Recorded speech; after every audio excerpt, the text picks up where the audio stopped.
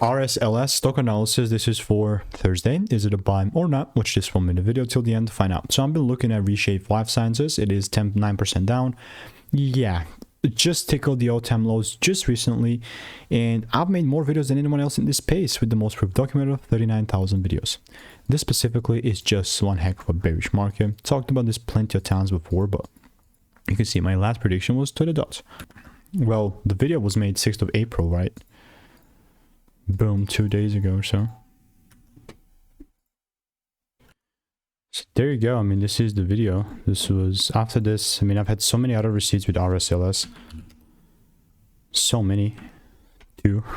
And yeah, after this, I mean, prediction that I made here, it was all Gucci after that, you know, and I really like it. So what's next? Well, it's still like one heck of a bearish range, so more likely than not, the lows are going to continue to get cleared. Gonna mark up the top, and only if my supply zone gets reached and my rules get met, then and only then I'm going to look potentially take it down.